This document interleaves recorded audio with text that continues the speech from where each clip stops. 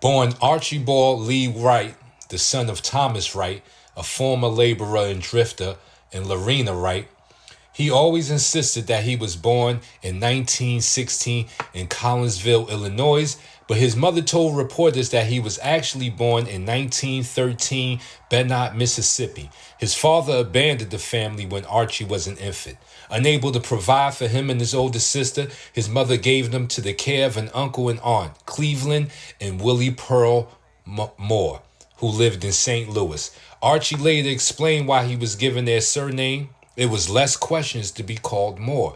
He attended segregated all-black schools in St. Louis, including Lincoln High School, although he never graduated. His uncle and aunt provided him a stable upbringing. But after his uncle died in a freak accident around 1928, Moore began running with a street gang. One of his first thefts was a pair of oil lamps from his home, which he sold so he could have money to buy boxing gloves. He later recalled of his stealing. It was inevitable that I would get caught. I think I knew this even before I started, but somehow the urge to have a few cents in my pockets made me overlook this eventuality. After he was arrested for attempting to steal change from a motorman's box on the streetcar, he was sentenced to a 3-year term at a reform school in Bonneville, Missouri.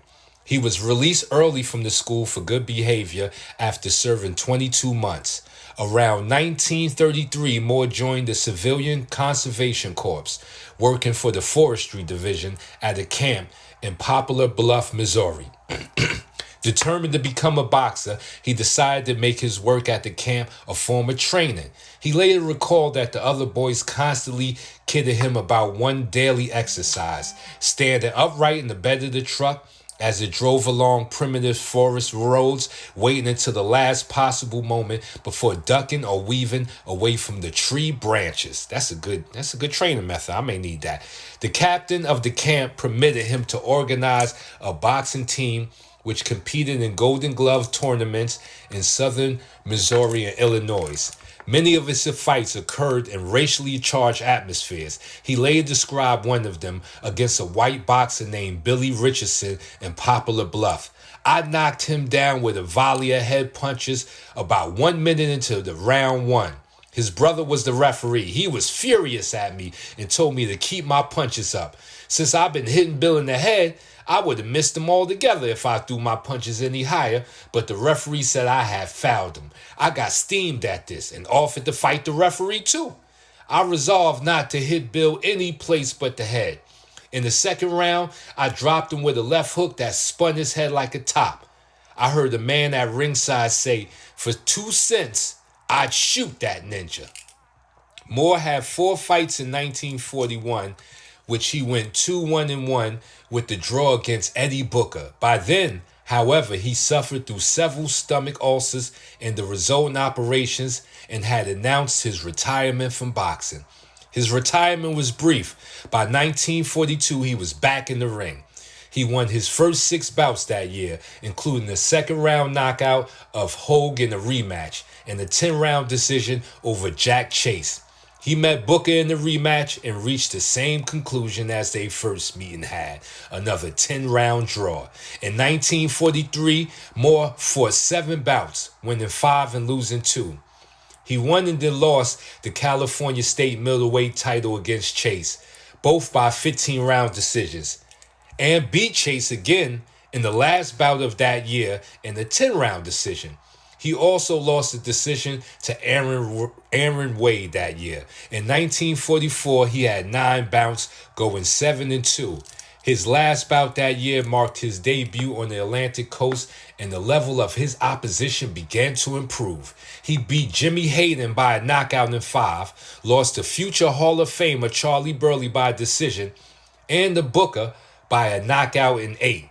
He won his first 8 bouts of 1945, impressing Atlantic Coast boxing experts and earning a fight with future IBHOF enshrinee Jimmy Bivens, who defeated Moore by a knockout in 6 at Cleveland. He returned to the Eastern Seaboard to fight 5 more times before that year was over. He met, among others, future IBHOF enshrinee Holman Williams during that span, losing a 10-round decision. and knocking him out in the 11th in the rematch. By 1946, Moore had moved to the lightweight division, and he went 5-2-1 that year, beating contender Curtis Shepard, but losing to future heavyweight champion and Hall of Famer Ezra Charles by decision in 10, and drawing with old nemesis Chase. By then, Moore began complaining publicly that, according to him, none of boxing's world champions would risk their titles fighting him.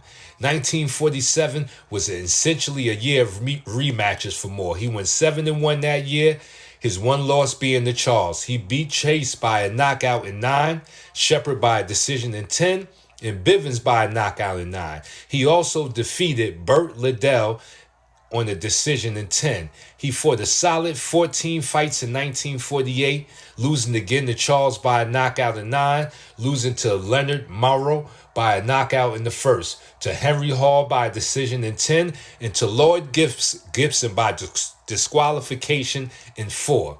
But he also beat Ted Lowry by a decision in 10, and Hall in the rematch also by decision. In 1949, he had 13 bouts, going 12-1. He defeated the Alabama Kid twice by knockout in 4 and by knockout in 3. Bobby Satterfield by a knockout in 3. Bivens by a knockout in 8. Future world light heavyweight champion IBHOF inductee Harold Johnson by a decision. Bob Sykes by a knockout in 3. And Phil Moscato by a decision. He lost to Clinton Bacon by disqualification in 6. By Moore standards, 1950 was a vacation year for him. He only had 2 fights, winning both, including the 10-round decision and rematch with Liddell. In 1951, Moore boxed 18 times, winning 16, losing 1, and drawing 1. He went on an Argentinian tour, fighting 7 times there, winning 6 and drawing 1. And between those 7 fights, he found time to take a trip to Montevideo, Uruguay, where he defeated Vincent Quizzo by a knockout in 6. He knocked out Bivens in 9s and split 2 decisions with Johnson's. 1952 was one of the most important years in Moore's life. After beating Johnson heavyweight contenders Jimmy Slade, Bob Dunlap, and Clarence Henry, and light heavyweight Clinton Bacon knocked out in the 4 in the rematch, Moore was finally given the opportunity at age 36 to fight for the title of World Light Heavyweight Champion against future IBHOF honoree Johnny Maxim. Maxim had just defeated the great Sugar Ray Robinson by technical knockout in 14 rounds, forcing Robinson to quit in his corner due to heat exhaustion. Against Maximum, Moore constantly landed powerful right hands, hurting him several times en route to a 15-round decision. After 16 long years, he had finally achieved his dream. The next year, Moore won all 9 of his bouts, including the 10-round non-title fight against the fringe heavyweight contender Nino Valdez of Cuba, and a 15-round decision over Maxim in a rematch to retain the belt. He made 2 more bouts in Argentina before the end of the year. In 1954, he had only 4 fights, retaining the title in the 3rd fight with Maxim, who once again went the 15-round distance, and versus Johnson, whom he knocked out in 14. He also beat highly ranked heavyweight Bob Baker in 1955. Moore again beat Valdez, who by that time was the #1 heavyweight contender, and defended against Bobo Olsen, the world middleweight champion and future Hall of Famer, who was coming off a decision victory over Joey Maxim by a knockout in 3.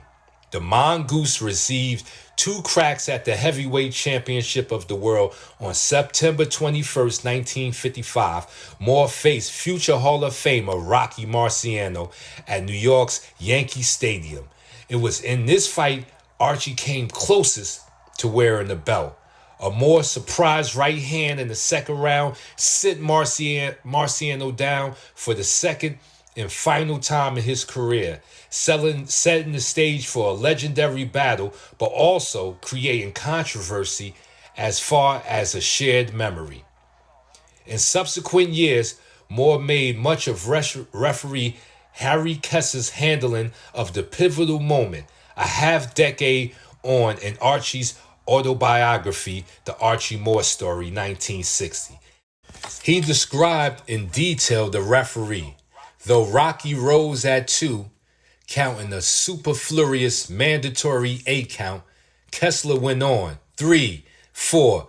The mandatory count does not apply in championship bouts, 1955. My seconds were screaming for me to finish them, and I moved to do so. But Kessler carefully wiped off of Rocky's gloves, giving him another few seconds. He gave him sort of a stiff jerk, which may have helped Rocky clear his head. Moore admits to being angry enough at what he saw as interference. He went recklessly blind and stupid with rage, going for the knockout toe-to-toe. The resentment toward referee Kessler appears only to have grown more entrenched. By the time of a recorded interview with Peter Heller in October 1970, Archie had to say Kessler had no business refereeing that match because he was too excitable. He didn't know what to do. He grabbed Marciano's gloves and began to wipe away Marciano's glove and looked over his shoulder. I'll never forget it. It cost me the heavyweight title. The grudge, however, was not mutual. In his own autobiography, Harry Kessler indeed recounts Marciano Moore with great excitement, frequently imploring exclamation marks in his punctuation, going so far as a direct comparison to the Donnybrook between Jack Dempsey and Louis Firpo. Yet, the third man is even-handed in his praise, taking time over most of a chapter on the bout to laud Moore. His praise for Moore included the following quotes. Archie had exuded a stalwart confidence from his training camp. Archie Moore had more punches in his arsenal than Robin Hood, and all his merry men had arrows in their quivers. Archie Moore was probably as sure of a fighter as ever stepped foot in the ring.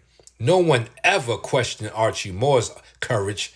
And as for the knockdown, described here in detail, Kessler offers a perspective directly contradicting Moore, saying, I didn't bother to wipe Marciano's gloves on my shirt before I waved him back to combat. That early in the drama, there was no resonance on the canvas as opposed to any blind rage. Kessler states that Archie hesitated a couple of seconds before coming in. With humor and without malice, Kessler even recounts the 38-year-old Moore poo-pooing any talk of retirement at the post-fight press conference, then sitting in on a bass fiddle at a hot spot in Greenwich Village until 5 a.m. Examination of the original uncut closed-circuit broadcast from 1955 shows no excesses in referee involvement. Marciano arises at 2, but the voice of Albert, assigned to counting for knockdowns, continues to 4. In harmony with Archie's further 1960 description, Marciano had moved to the ropes and rest an elbow. Moore is already moving toward him. Kessler flashes on screen quickly and then away again, as though he had meant to separate the fighters. He is perpendicular to Marciano's chest, and his right hand waves rapidly near Rocky's left glove. Kessler reverses out as fast as he has to come in the frame, with no wiping of Marciano's gloves, and then the action resumes. Marciano recovered and went on to knock Moore down 5 times, finally knocking him out in the 9th to retain the belt. It was Marciano's 6th and last title defense before retiring in 1956. In 1956, Moore fought mostly as a heavyweight, but did retain his light heavyweight title with a 10-round knockout over Yolando Pompey in London. He won 11 bouts in a row before challenging again for the World Heavyweight Championship. The title was left vacant by Marciano, but Moore lost to Floyd Patterson by knockout in 5. Patterson, yet another future Hall of Famer, himself made history that night, becoming, at the age of 21, the youngest world heavyweight champion yet, a record he would hold until 1986. Moore won all 6 of his bouts during 1957. Among those wins was an easy 10-round decision over heavyweight contender Hans Kabalifali in Germany, a knockout in 7 rounds over highly ranked Tony Anthony to retain the light heavyweight title, a one-sided 10-round decision over light heavyweight contender Eddie Cotton in the non-title bout, and the 4th-round knockout of a future top heavyweight contender Roger Richter. In 1958, Moore had 10 fights, going 9-0-1 during that span. His fight with Yvon Darrell, in particular, was of note, defended his world light heavyweight title in Montreal, Quebec, Canada. He was felled 3 times in 1 round, and once again in round 5, but then dropped Darrell in round 10 and won by a knockout in the 11th. 1959, his last full year as an uncontested champion, was another rare low-profile year. In his 2 fights, he beat Sterling Davis by knockout in 3 and then Darrell again, also by knockout in 3, to once again retain his world light heavyweight title. In 1960, Moore was stripped of his world light heavyweight title by National Boxing Association, but continued to be recognized by most major boxing authorities, including the New York State Athletic Commission and the Ring magazine. Moore won 3 of his 4 bouts in 1960, one by decision against Buddy Turman in Dallas, his lone loss coming in a 10-round decision versus Giulio Rinaldi in Rome. In 1961, he defeated Turman again by decision in Manila, Philippines, before defending his lineal World Light Heavyweight Championship for what would be the last time, beating Rinaldi by 15-round decision to retain the belt.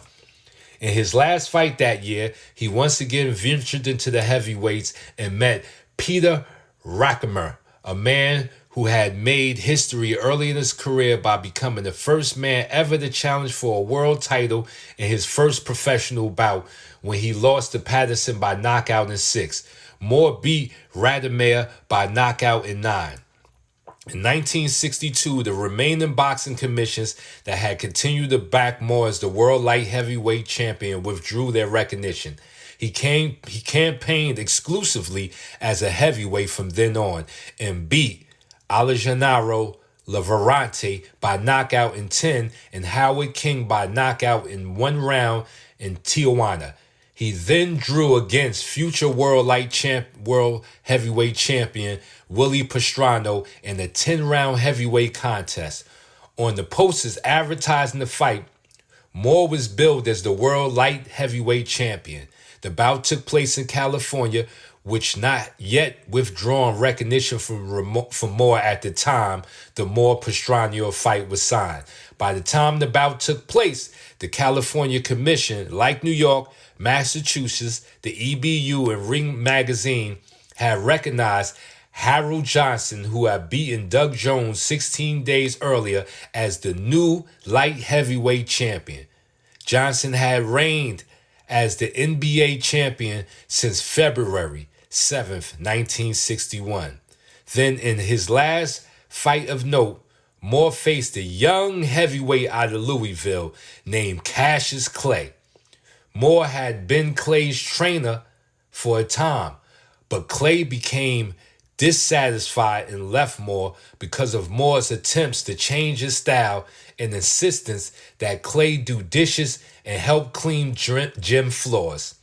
In the days before the fight, Clay had rhymed that Archie Moore must fall in 4. Moore replied that he had a perfect new punch for the match, the lip buttoner. Nevertheless, as Clay predicted, Moore was beaten by a knockout in 4 rounds. Moore is the only man to have faced both Rocky Marciano and Muhammad Ali.